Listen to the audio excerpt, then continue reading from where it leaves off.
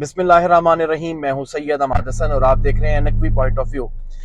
नाजरीन, बिल्कुल supreme court का अभी फैसला आ चुका है,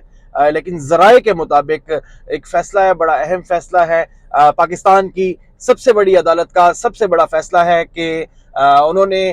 स्टेट बैंक को डायरेक्टली ये बोला है कि आप 21 अरब रुपए की अमाउंट इलेक्शन कमीशन को दें, जिसके बाद पंजाब जो पाकिस्तान का सबसे बड़ा सूबा है, यानी कि 12 से 13 करोड़ आबादी का या 12 से 14 करोड़ आबादी का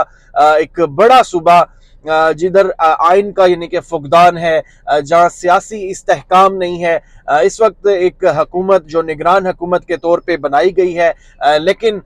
मतलब उसके मजालिम भी देखे गए हैं हमने कि उन्होंने जो मुखालिफ पार्टियां थी या जो हुकूमत की अपोजिशन की पार्टियां थी जो या जिन्होंने हुकूमत को ख़त्म किया था, अपनी हुकूमत को, और उन्होंने दोबारा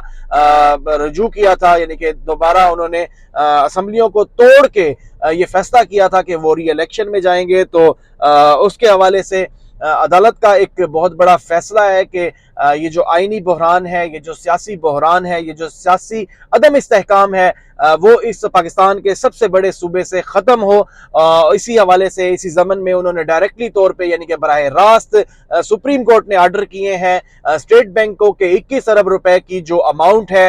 वो डायरेक्टली इलेक्शन कमीशन को दी जाए, ताकि पाकिस्तान में यानी कि खसूसी तौर पे पंजाब के अंदर इलेक्शन मुनक्किद करवाए जाए, और इलेक्शन के इनकाद के बाद यकीनी तौर पे जब एक हुकूमत बन जाएगी जो इलेक्ट होके आएगी, जिसको लोग यानी कि मुंतखब करेंगे, उसके बाद वो पाकिस्तान के की बेहतरी के लिए और खसूसी तौर पे पंजाब की बेहतरी के लिए एक बेहतर तरीके से वो काम कर सकेंगे। और यकीनी तौर पे ये एक अच्छा फैसला है, और अब अभी इस फैसले को चैलेंज भी किया जा सकता है, लेकिन देखते हैं कि मजीद क्या होता है।